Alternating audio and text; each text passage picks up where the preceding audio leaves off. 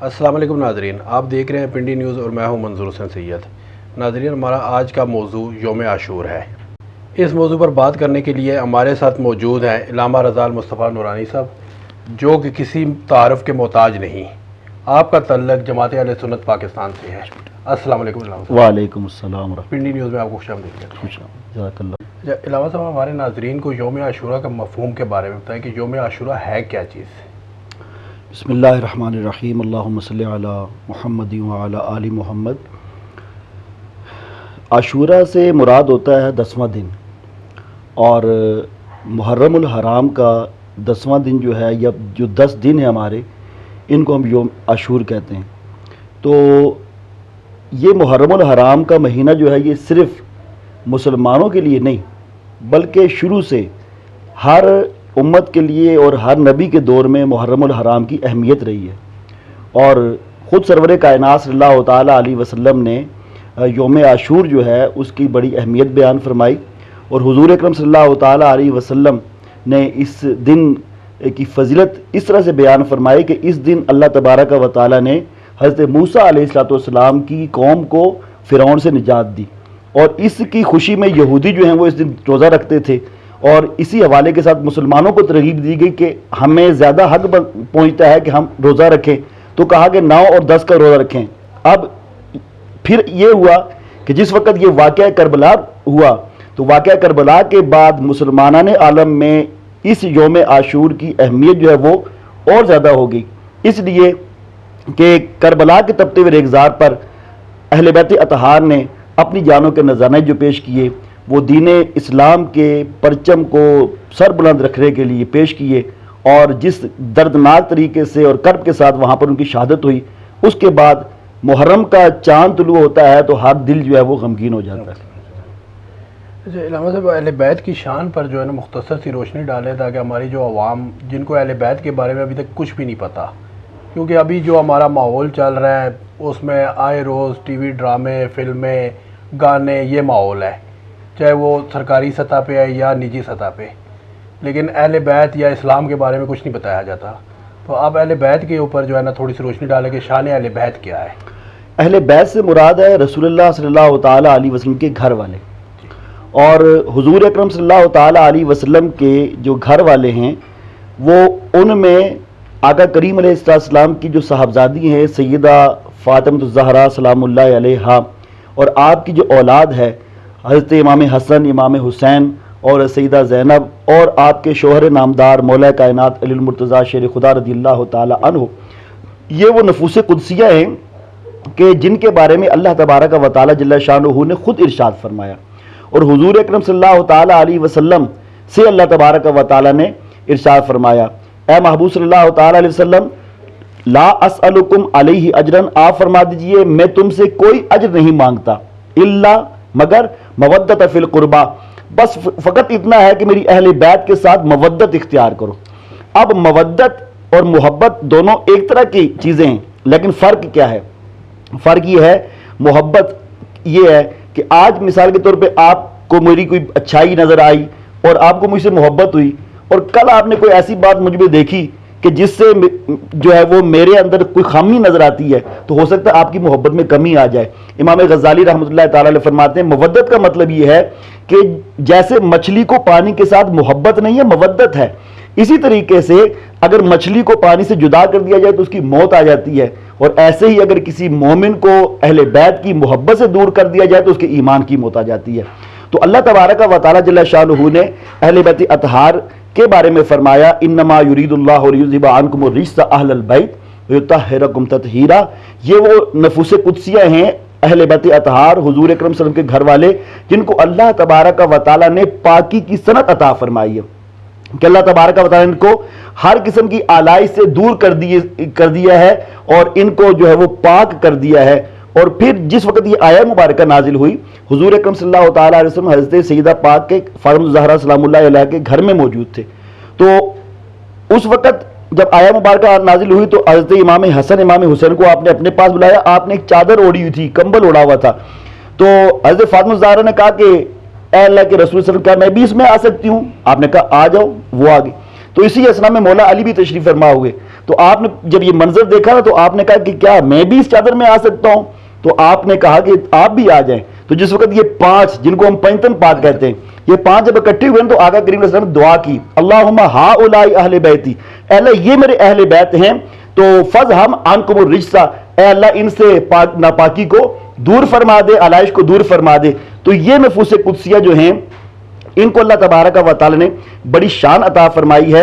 اور حضور اکرم صلی اللہ تعالی علیہ وسلم نے ارشاد فرمایا کہ ہر ایک کا جو سلسلہ نسب ہے وہ باپ سے چلتا ہے، لیکن ایک فاطمہ الزہرا جو ہے وہ ایسی ہے کہ جس اس کی اولاد کا سلسلہ نسب جو ہے وہ اس سے یعنی فاطمہ ماں سے چلے گا. اور حضور اکرم صلی اللہ علیہ وسلم کا یہ خون ہے جو کہ چل رہا ہے. اور دیکھیں آج ہم جو ہے وہ ایک چھوٹا سا کوئی بچہ ہے نا، اس کا بھی ہم احترام کرتے ہیں، اس لیے کہ اعلیٰ حضرت نے فرمایا کہ تیری نسل پاک میں ہے بچہ بچہ نور کا، تو ہے عین نور، تیرا سب گھرانہ نور کا. یہ بڑی عظمتوں والے لوگ ہیں اور اللہ تبارک و تعالیٰ نے ان کے صدقے میں آج ہمارے اوپر یہ کرم نوازیاں فرمائی ہوئی. سبحان اللہ. اچھا علامہ صاحب مجھے ایک چیز یہ بتائیے، شہداء کربلا اور بالخصوص امام حسین علیہ السلام جنہوں نے کربلا کے میدان میں کس طرح اپنی جانوں کے نذرانے پیش کیے؟ دیکھیں کربلا کے میدان میں سب سے پہلے تو ہمیں یہ سمجھنا چاہیے کہ امام علی مقام امام حسین رضی اللہ تعالیٰ عنہ کوئی جنگ کرنے کے لیے نہیں گئے تھے. ایک تو اس بات سے ظاہر ہوتا ہے کہ جو جنگ کرنے کے لیے جاتے ہیں وہ اپنے ساتھ معصوم بچوں کو نہیں لے کے جاتے، وہ عورتوں کو نہیں لے کے جاتے. تو بغیر کسی پلان کے آپ جو ہے وہ مدینہ سے روانہ ہوئے، مکہ پہنچے. جس وقت لوگ حج کے لیے مکہ میں داخل ہو رہے تھے آپ نے مکے سے جو ہے وہ ہجرت فرمائی، تو آپ جو ہے وہ کوفہ کی طرف روانہ ہو رہے تھے، لیکن راستے میں جو ہے وہ آپ کو یزید کا لشکر ملا اور ابن زیاد کے حکم کے ساتھ ان لوگوں نے آپ کو جو ہے وہ کربلا کی طرف موڑا. تو یہ ہمیں ذہن میں رکھنا چاہیے کہ وہ جنگ کے لیے نہیں گئے. اور پھر یہ ایک ایسا امتحان ہے کہ جو حضرت امام حسین علیہ السلام اور آپ کے اہل بیت جو تھے، آپ کے گھر والے جو تھے، ان سے اللہ تبارک و تعالیٰ نے لیا. امتحان لینے کی قسمیں اللہ نے قرآن میں بیان فرمائی ہیں. اللہ تعالیٰ فرماتا ہے وَلَنَبْلُوَنَّكُمْ بِشَيْءٍ مِّنَ الْخَوْفِ وَالْجُوعِ وَنَقْصٍ مِّنَ الْأَمْوَالِ وَالْأَنفُسِ وَالثَّمَرَاتِ. یہ 5 قسمیں بتائیں اللہ نے. تو یہ 5 قسمیں جو ہے نا، یہ ایک ہی جگہ پر ان 5 قسموں کا امتحان جو ہے، 5 طریقے کا امتحان جو ہے وہ اگر اللہ نے لیا ہے تو ایک صرف حسین اور آل حسین سے لیا ہے. اور آپ نے وہاں پر بھوک کو بھی برداشت کیا، پیاس کو بھی برداشت کیا، آپ نے جو اپنے مالوں کا بھی نقصان کیا، آپ نے اپنی اولاد کو بھی اللہ کی بارگاہ میں پیش کیا. اور حضرت امام علی مقام امام حسین رضی اللہ تعالی عنہ نے اپنے معصوم بچوں کو بھی اللہ کی بارگاہ میں پیش کیا. تو یہ جو کربلا کے میدان کے اندر آپ نے جس انداز کے ساتھ قربانی پیش کی، آج اگر ہم کوئی غم مناتے ہیں تو غم کا مطلب یہ نہیں ہوتا کہ امام حسین علیہ السلام جو ہے وہ شہید ہوئے تو ان کی شہید ہونے پر غم ہے. نہیں، شہید کی شہادت پر تو خوشی ہوتی ہے کہ اللہ تبارک و تعالیٰ نے اسے بڑا مرتبہ عطا فرمایا، بڑا مقام عطا فرمایا.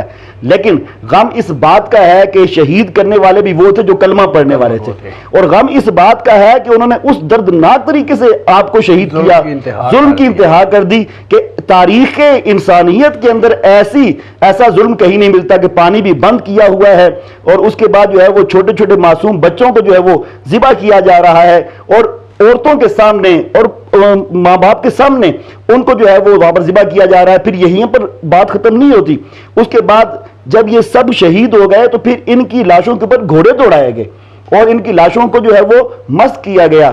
تو کربلا کے میدان کے اندر ایک وکھری شان کے ساتھ جو ہے وہ اہل بیت اطہار نے اللہ کی بارگاہ میں قربانی پیش کی ہے، جو نہ اس سے پہلے کبھی ایسا واقعہ رونما ہوا اور نہ قیامت تک دوبارہ کبھی رونما ہوگا. بہت شکریہ علامہ صاحب. اچھا آخر میں آپ جو ہے پیغام حسین، ہمارے ناظرین کو پیغام حسین کیا دینا چاہیں گے؟ پیغام حسین یہ ہے کہ امام حسین علیہ السلام نے ہمیں یہ درس دیا ہے کہ سب سے پہلے تو یہ بات یاد رکھنی چاہیے کہ حالات کیسے کیوں نہ ہوں، ہمارا کام یہ ہے کہ ہم نے کبھی بھی کسی فاسق فاجر اور کسی ظالم کی اطاعت نہیں کرنی اور اس کے ہاتھ میں اپنا ہاتھ نہیں دینا. امام حسین علیہ السلام نے ہمیں اس بات کا درس دیا ہے کہ کسی کے سامنے جھکنا نہیں ہے، جھکنا ہے تو فقط ذات خدا کے سامنے جھکنا ہے، کسی اور کے سامنے نہیں جھکنا. اور پھر اس بات کا درس دیا ہمیں، یہ پیغام دیا کہ یاد رکھو کہ دین اسلام کی سربلندی کے لیے میں نے اپنا کنبہ سارا قربان کر دیا ہے. تو یاد رکھو کہ یہ پرچم جو ہے یہ سر بلند رہنا چاہیے، یہ تمہاری قربانیوں سے سر بلند رہے گا. اور حسین جو ہے وہ ایک نام نہیں ہے، حسین ایک مشن ہے.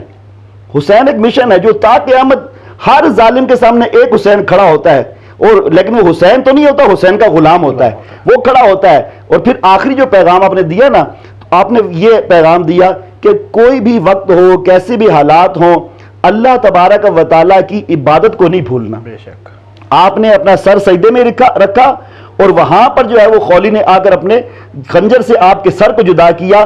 آپ نے دنیا سے جاتے ہوئے بھی سبحان ربی الاعلیٰ کی صدا کو بلند کیا، اور ساری دنیا کو بتایا کہ دیکھو حسین وہ ہے کہ جاتے ہوئے بھی سر سجدے میں رکھ کر اللہ تبارک و تعالیٰ کی بارگاہ میں اپنی جان کا نذرانہ پیش کر رہا ہے۔ تو لہٰذا حسینی مشن یہ ہے کہ نماز کو اختیار کیا جائے، اور امام حسین کے ساتھ محبت کا تقاضا یہ ہے کہ اپنے آپ کو برائیوں سے دور رکھا جائے اور نیکی کے راستے پر گامزن ہوا جائے۔ بے شک۔ لیکن علامہ صاحب ایک چیز اور اس میں آتی ہے، جیسے آپ نے بیان کیا کہ جی حسین علیہ السلام نے فرمایا کہ کبھی بھی کسی ظالم کے سامنے سر نہیں جھکانا چاہیے، جیسے امام حسین علیہ السلام یزید کے سامنے نہیں۔ لیکن آج کے دور میں موجودہ جو ہے ہمارے کئی علماء حضرات ہیں جنہوں نے ابھی کچھ عرصہ پہلے آپ نے ایک سنا ہوگا کہ جی ایک علامہ صاحب نے، مولانا صاحب نے بی بی فاطمہ سلام اللہ علیہ کے بارے میں بات کی کہ وہ بی بی خطا پہ تھی، تو یہ کیا چیز ہے؟ بات یہ ہے جی کہ کسی کا علم اگر اس کے پاس ہے تو وہ اس کو مبارک ہو۔ ہم صرف علم سے بات نہیں کرتے، ہمارے ہاں سب سے پہلے ادب ہے، ٹھیک ہے نا؟ ادب پہلا کرینہ ہے محبت کے کرینوں میں۔ بے شک اگر محبت میں ادب نہیں ہے تو کچھ بھی نہیں ہے، ٹھیک ہے؟ تو حضرت سیدہ فاطمہ زہرا سلام اللہ علیہ کے بارے میں ایسے الفاظ جو کہ میں ادا بھی نہیں کر سکتا، بے شک ایسے الفاظ ادا کرنا اور پھر ملک کے اندر جو ہے وہ ایک جو ہے وہ بحران کی کیفیت پیدا کرنا، میرے خیال میں یہ مناسب بات نہیں ہے۔ تو ان کو اپنے جو ہے وہ الفاظ کو ناپ تول کر دیکھیں، جس بارگاہ میں ہم بول رہے ہیں ہمیں اس بارگاہ کے بارے میں پہلے سوچنا چاہیے کہ آیا یہ الفاظ وہاں پر مناسب ہوں گے کہ نہیں، اور اگر یہ الفاظ مناسب نہیں ہے تو اپنی زبان کو روک لینا چاہیے کہ وہاں پر تو یہ سیدہ پاک کی بارگاہ وہ بارگاہ ہے جہاں پر فرشتے بھی جو ہے وہ ادب کے ساتھ آتے ہیں۔ امام حسن رضا خان نے کہا تھا بے اجازت جن کے گھر جبریل بھی آتے نہیں، قدر والے جانتے ہیں قدر و شان اہل بیت۔ بے شک۔ بہت بہت شکریہ علامہ صاحب، آپ نے اپنا قیمتی وقت دیا۔ جزاک اللہ۔ جی ناظرین، آپ نے علامہ صاحب کی باتیں سنی، اپنی قیمتی رائے سے ضرور آگاہ کیجیے گا۔ اس کے ساتھ ہی ہمیں اجازت دیجیے، اللہ حافظ۔